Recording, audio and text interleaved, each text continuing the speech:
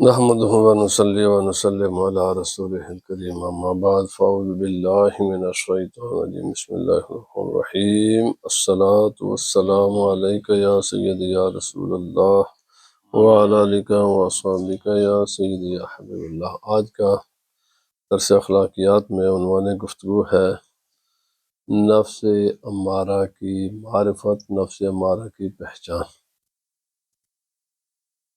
اور یہ بہت ضروری ہے کہ انسان پہلے یہ سمجھے کہ وہ خود کیا ہے۔ اللہ تعالیٰ نے اس کو کیا عجیب و غریب یہ ایک مخلوق ہے انسان، اور اس کے اندر ایک اس کا جسمانی ساخت ہے، ایک اس کی روحانی ساخت ہے، ایک اس کے اندر کی بہت ساری قوتیں ہیں۔ ایک قوت نہیں، انسان کے اندر ایک جہان آباد ہے، اور اس اندر والی ان قوتوں کو سمجھنا بھی ضروری ہے، چونکہ انسان کا جسم بذات خود کوئی چیز نہیں، یہ مٹی کا ڈھیر ہے۔ یہ اس کو کنٹرول کرنے والے ساری کی ساری جو میکنزم ہے نا، وہ اللہ تعالیٰ نے اس کے اندر فٹ کیا ہوا ہے، اور جو اندر والی چیز ہے نا اس کو سمجھنا ضروری ہے۔ انہی میں سے ایک نفس امارہ ہے، یعنی انسان کی اندر ایک ایسی قوت ہے جو انسان کو برائی کا حکم دیتی ہے۔ وہ ہے چیز کہ جو انسان کو برائی کی طرف لے کر جاتی ہے، لیکن اس کی شناخت کیسی ہو، اس کی پہچان کیسی ہو؟ نظر تو وہ چیز آتی نہیں ہے، نہ اس کا کوئی پیرامیٹر نہیں ہے، نہ آنکھ سے سنائی دے، نہ کان سے سنائی دے، نہ آنکھ سے جناب دکھائی دے، نہ زبان پر اس کا ٹیسٹ ہے، نہ ناک سے آپ اس کو سونگھ سکتے ہیں، کسی حواس سے اس کو، بھائی اس کی شناخت ہی ہے۔ اسی لیے صوفیہ کرام کا فیلڈ کیا ہے؟ یہی فیلڈ ہے ان کا، انسان کے اندر کے معاملات کو سمجھنا، بیان کرنا، اس کی اصلاح کرنا، جو چیزیں جن کو دور کرنا، جن کو رکھنا، یہ صوفیہ کا میدان یہی ہے۔ روحانیت کس چیز کا نام ہے؟ روحانیت اسی چیز کا نام ہے۔ انسان کے اندر جو قوتیں ہیں یہ ہر قسم کی قوت ہے، اور ان میں سے برائی کا حکم دینے والی بھی ہیں، نیکی کا حکم دینے والی بھی ہیں، پھر یہ آپس میں ان کے متضاد چیزیں ہیں، تو جو انسان کو نقصان دہ ہیں ان کو کنٹرول میں لانا ہے، اور جو انسان کے لیے مفید ہے ان کو امپاورمنٹ، ان کو یعنی پاور دینی ہے تاکہ انسان کی دنیا آخرت کی کامیابی ہو۔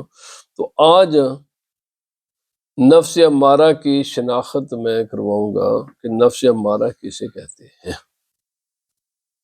لیکن اس کو آپ اتنا جلدی سمجھ نہیں سکتے۔ اس کے سمجھنے کے لیے چند مثالیں ہیں، چونکہ جب چیز کمپلیکیٹڈ ہو تو پھر ان کو مثالوں سے سمجھایا جاتا ہے کہ بھائی یہ بیان کریں گے، تھیوریٹیکل چیزیں ہیں، اور کیسے سمجھے؟ تو پھر اس کی ایک مثالیں دے کر علماء نے اس کو سمجھا۔ فرمایا چون شتر مرغ شناس این نفس را، نئے کشد بارو نا پرد بر ہوا۔ فرمایا نفس ہمارا کیا ہے؟ تیرے اندر ایک قوت ہے، اس کو یوں سمجھ وہ کیا ہے؟ فرمایا جس طرح شتر مرغ ہے نا، شتر کہتے ہیں اونٹ کو، مرغ کہتے ہیں پرندے کو، اس کے اگر یعنی اس کا قد و قامت دیکھیں تو وہ اونٹ کی طرح ہے، اور اگر اس کے وینگ پر وغیرہ دیکھیں تو وہ پرندوں کی طرح، نہ وہ اونٹ ہے نہ وہ پرندہ ہے، اسی لیے اس کا نام کیا ہے؟ شتر مرغ۔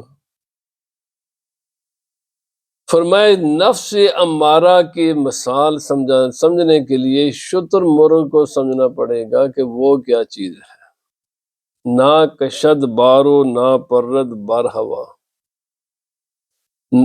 آپ اسے کہیں جناب کہ تو اونٹ ہے، اور اونٹ کو اونٹ بنایا گیا ہے بوجھ اٹھانے کے لیے، بوجھ لادنے کے لیے، بھائی اٹھاؤ بوجھ۔ وہ کہتے ہیں کہ بھائی پرندے بھی کبھی کسی پرندے کو بھی دیکھا ہے کہ وہ بوجھ اٹھا کر لے کر جاتا ہو کہیں؟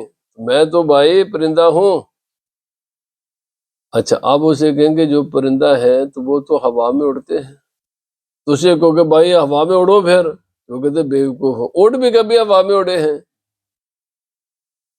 بھائی میں تو اونٹ ہوں، یعنی ہر طرف سے اپنے مطلب کی بات نکالتا ہے۔ اور اصل کام یہ ہے کہ وہ کام کرنا ہی نہیں چاہتا۔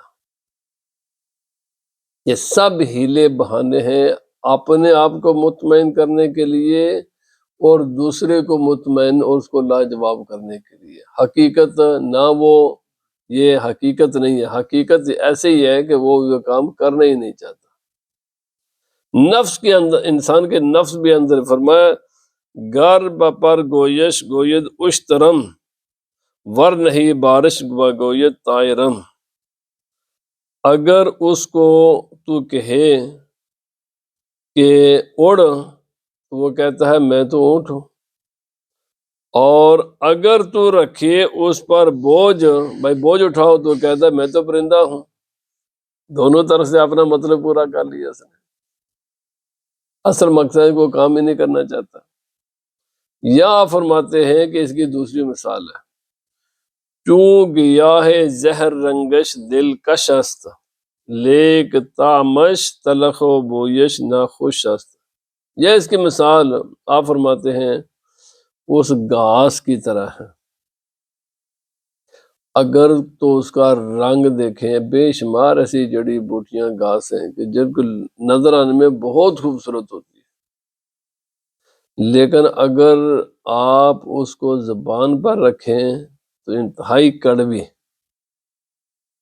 اور اگر اس کی بو آپ نے یہ نہیں دیکھا، یہ میرا خیال ہے یہ صرف کشمیر ہی میں یہ درخت ہوتا ہے، جو کہ ہمارے علاقے میں ہے تو میں نے اس کے علاوہ کبھی یہ دیکھا نہیں ہے کہ انتہائی بری بدبو ہوتی ہے اس کی۔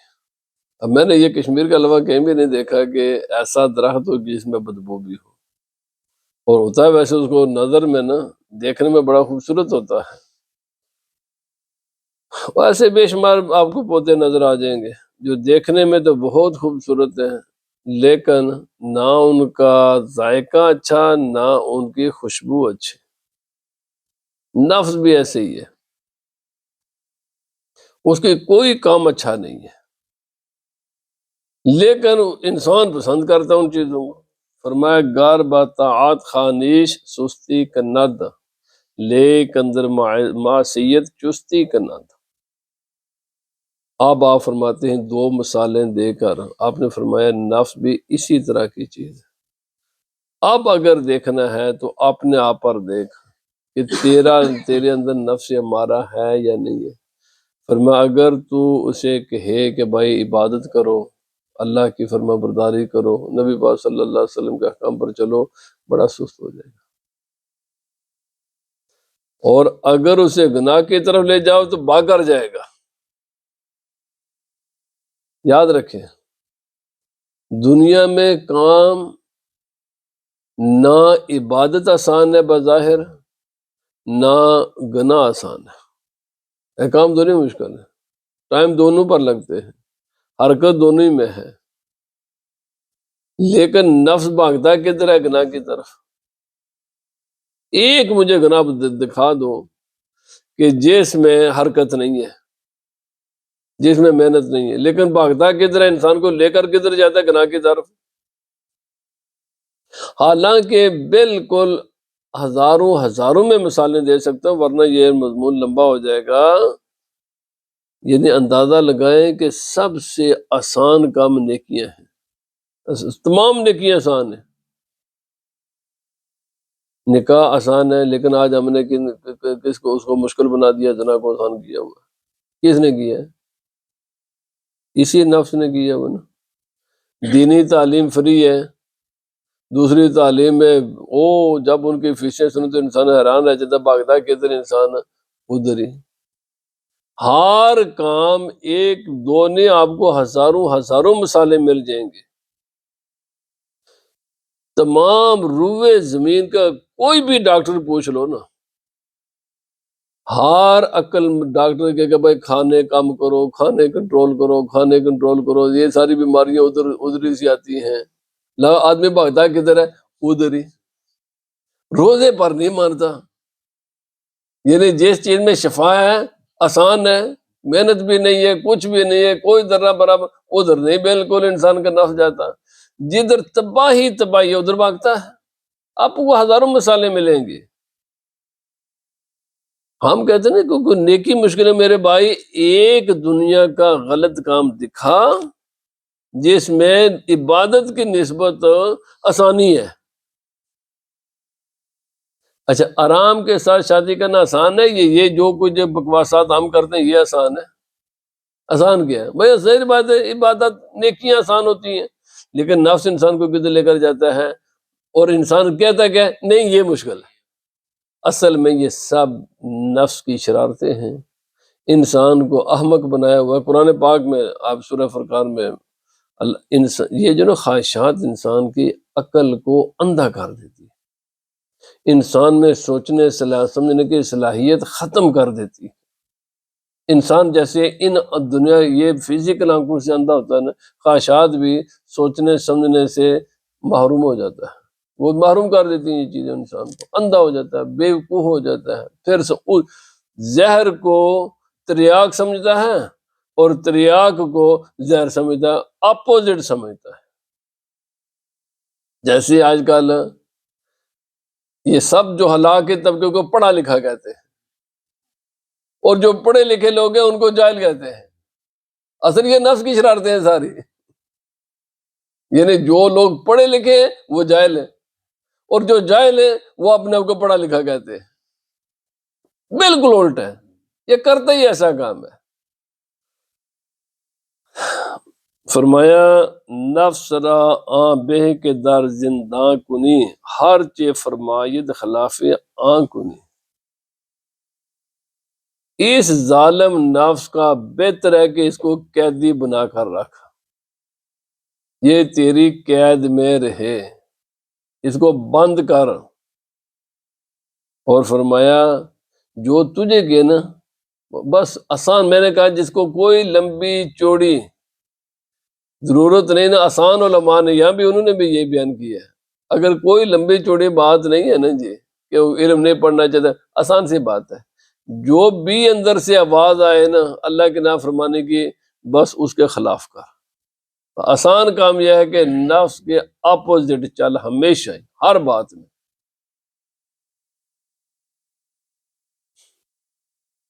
کام نفس بد را بر ابردن خطاست، زاں کے دشمن را بپروردن خطاست۔ فرمایا نفس کے مقصد کو پورا کرنا غلطی ہے، جو یہ کہتا ہے نا اس پر نہ چل۔ اسی لیے آپ دیکھیں گے جو صوفیاء ہوتے ہیں نا وہ کبھی کبھی عبادت بھی چھوڑتے ہیں، فرمایا کیوں؟ یہ میرے نفس کہہ رہا ہے یہ کام کا۔ اور کبھی کبھی وہ اعلیٰ کھانا کھاتے ہیں کیونکہ اس کو تو یہ نہیں کھانا، فرمایا کیوں؟ اصل چیز تو نفس کی مخالفت ہے۔ وہ کبھی کبھی نیکی کو چھوڑتے ہیں کیونکہ وہ اس وقت نفس اس نیکی کو پسند کر رہا ہوتا ہے، لیکن اس کے اندر جب جائیں گے نا تو اس نیکی کے اندر ہی اس انسان کی تباہی ہوتی ہے۔ اور کبھی کبھی وہ بڑا ایسا کام، یہ جو صوفیوں کے یہ فرمایا اس لیے کہ اس نفس کہتا ہے نہیں نہیں یہ کرو، اس کے اندر ایک اور شرارت ہوتی ہے، اس لیے کہتے ہیں تیری نہیں ماننی آسان، بس آسان سا کام ہے، یہ دیکھ کہ نفس تجھے کیا کر، جو نفس کے طرف وہ نہ کر۔ لیکن یہ باریک مسائل ہیں، اس کے لیے پہلے شریعت کو پڑھنا پڑے گا۔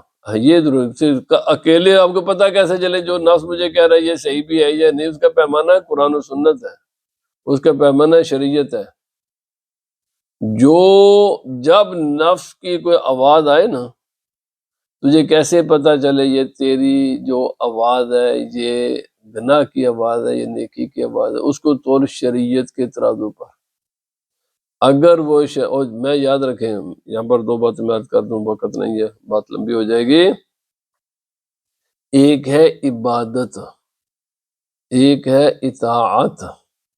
عبادت دو چیزوں کے سوا نہیں ہوتی، عبادت میں نیت شرط ہے، کوئی بھی عبادت بغیر نیت کے نہیں ہوتی، اور نیت میں اخلاص شرط ہے۔ عبادت ہو صرف اللہ کی رضا کے لیے، اس کے سوا کوئی چیز نہ ہو۔ اور دوسری جس کی عبادت ہے نا اس کی معرفت بھی ہو کہ وہ ہے کون ہے۔ نیت اور معرفت کے بغیر عبادت نہیں بنتی۔ اطاعت جو ہے نا یہ بغیر نیت کے بھی ہو جاتی ہے، معرفت بہرحال چاہیے اس کی، لیکن اطاعت بغیر نیت کے بھی ہو جاتی ہے۔ فرمایا جب تو شریعت کو جان لے گا نا، اگر تو ہر کام کرے گا نیت کے ساتھ، تیرا ہر کام عبادت بنتا جائے گا۔ اگر نیت نہ بھی نہ کر سکا تو تیرے پاس پیمانہ تو ہے نا، پیمانہ تو ہے۔ بس جو شیطان جو اندر سے آواز ہے، سوچ یہ شریعت کے مطابق ہے یا مخالفت میں ہے، مخالفت میں یقیناً یہ نفس ہمارا ہے، اس کو چھوڑ دے۔ کامیابی کے لیے اطاعت کافی ہے، یعنی عبادت یہ بلندی درجات ہے، وہ جو بنیادی بات کو چھوڑ کر اللہ رب العزت کے عذاب سے بچنے کے لیے اطاعت بھی قابل قبول ہو جائے گی۔ یعنی شریعت کو پہلے جانو، پہلے اس کے مطابق جو اندر سے آواز ہے اس کو توڑ، شریعت کے پیمانے پر مطابق ہے۔ اب مزید گہرائی میں جاتا ہے تو یہ تو نور علی نور ہے، نہیں بھی جاتا تو اتنی سی بات ہے کہ اگر عبادت اگر شریعت کے مطابق کر بھی لے گا نا تو کوئی نقصان نہیں ہے، اور اگر شریعت کے مخالفت میں ہے تو بالکل اسی جگہ پر رک جا، کم از کم تو عبادت نہ بھی بن سکے گا یا تیرا عمل اطاعت ضرور بن جائے گا، اور اطاعت بھی کامیابی کے لیے کافی ہے۔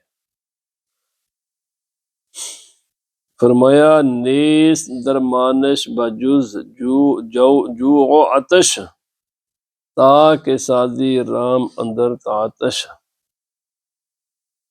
اس کا علاج دو ہی چیزیں، نفس نہیں مرتا جب تک انسان کھانے اور پینے پر کنٹرول نہ کرے۔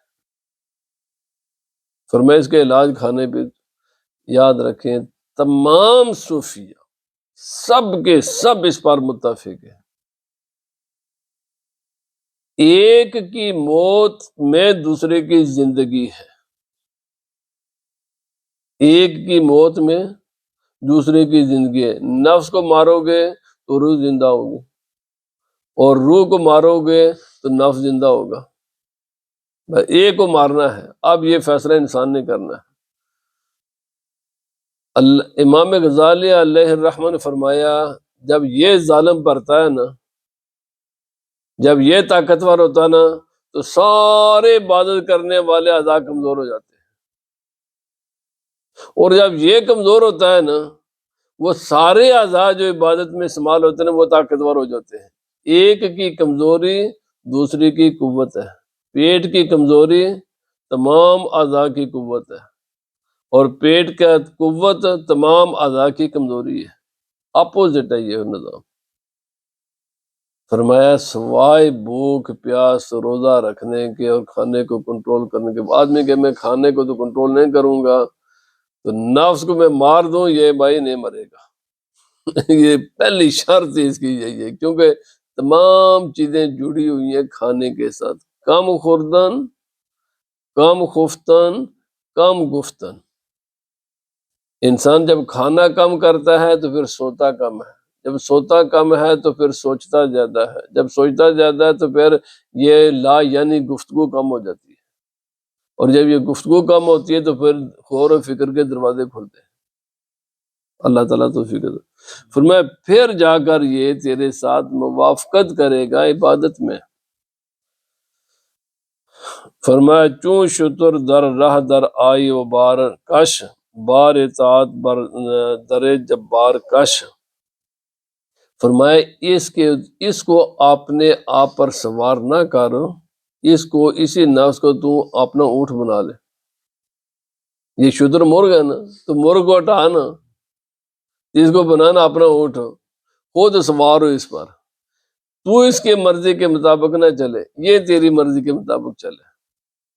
یہ اس پر کیسے چلے، اس پر سوار ہونے کا مطلب کیا ہے؟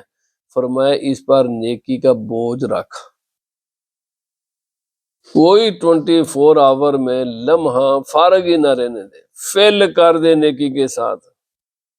ابھی فجر کی نماز پڑھیں گے، اس کے بعد جا کر قرآن کی تلاوت کریں گے، اس کے بعد یہ کریں گے یہ کریں گے، یہ سارا وزن کے ساتھ اتنا اس پر وزن لاد کہ یہ، اور یاد رکھ لیں اونٹ پر جتنا وزن لادو گے نا وہ فرما بردار رہتا ہے، جیسے اس کو وزن اٹھاؤ گے نا تو وہ جناب متکبر ہو جاتا ہے اور خود مالک کو جناب ریزنا شروع کر دیتا ہے۔ اس لیے فرمایا اس کے اوپر یہ ہے نفس کو کنٹرول کرنے کا مطلب کہ اس بار عبادت کا بوجھ رکھ بوجھ۔ اور امام غزالی علیہ الرحمہ نے بدایت الہدایہ کو چنے تو بہت چھوٹی سی کتاب ہے، وہ آدمی ضرور پڑھے، اور اسی طرح قوت القلوب میں علامہ ابو طالب مکی رحمۃ اللہ تعالی علیہ نے ٹائم ٹیبل بنا کر دیا ہے پورا، امام غزالی نے اور علامہ ابو طالب مکی رحمۃ اللہ تعالی نے ٹائم ٹیبل بنایا ہے۔ اور باقی فرمائے پورے 24 آور کو فل کیا ہے نیکیوں کے ساتھ۔ جب صبح اٹھے تو پہلا یہ کام کر، پھر یہ کام کر، پھر یہ کام کر، پھر اس میں تیرے سارے معاملات آ جائیں گے، دنیا کے معاملات بھی چلیں گے، دین کے معاملات بھی چلیں گے۔ فرمایا اس نفس کو بالکل فارغ نہ رہنے دے، ورنہ یہ تجھ پر سوار ہو جائے گا، تو اس پر سوار ہو۔ اور کیسے سوار ہو؟ اللہ کی عبادت کا بوجھ اس پر لاد، فارغ نہ رہنے دے اس کو۔ اور فرمایا بار عزت راہ بجاں باید کشید، ورنہ ہم چوں سگ زباں باید کشید۔ اللہ کا بوجھ کو دل و جان کے ساتھ کھینچنا چاہیے۔ جو خدا تعالی نے انسان پر بوجھ رکھے نا، بھائی نماز پڑھ، اب رمضان ہے تو روزہ رکھ، مال کا ایک حد سے زیادہ ہو گیا تو زکوٰۃ دے، صحت مند ہے مال ہے تو جا کر حج کر، میرے قرآن کی تلاوت کر، غریبوں فقیروں کی مدد کر، ماں باپ کی زیارت کر، یہ جتنے بھی اللہ تعالیٰ کے احکام میں قرآن پاک میں ہے، رسول اللہ صلی اللہ علیہ وسلم نے جو کچھ فرمایا، ان تمام چیزوں کو خوش دلی کے ساتھ کہا۔ اتباع اور اطاعت میں فرق ہی ہے۔ اللہ پاک نے فرمایا قُلْ إِن كُنتُمْ تُحِبُّونَ اللَّهَ فَاتَّبِعُونِي يُحْبِبْكُمُ اللَّهُ۔ دو قرآن پاک میں حکم ہے، اطاعت بھی ہے، اتباع کا بھی ہے، فرق صرف اتنا ہی ہے۔ عبادت، اطاعت، اتباع، ان چیزوں میں یہ الفاظ میں فرق ہے۔ کامیابی کے لیے اطاعت بھی کافی ہے، لیکن خدا کا محبوب بننے کے لیے اطاعت کے ساتھ اتباع بھی ضروری ہے، یہ بھی ضروری ہے۔ محبت کے ساتھ ہو نا تو وہی اطاعت ہے، بغیر نیت کے، بغیر محبت کے ہو تو وہ اطاعت ہے۔ کامیابی کے لیے اطاعت بھی کافی ہے۔ تو اس لیے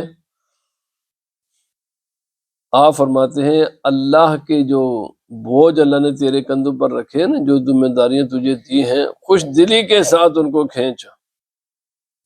اگر خوش دلی کے ساتھ نہیں کھینچے گا تو پھر کتوں کی طرح تجھے اپنی زبان باہر نکالنی پڑے گی۔ دنیا کی 4 دن کی زندگی ہے، پھر ساری ہمیشہ ہمیشہ کے لیے جہنم ہے۔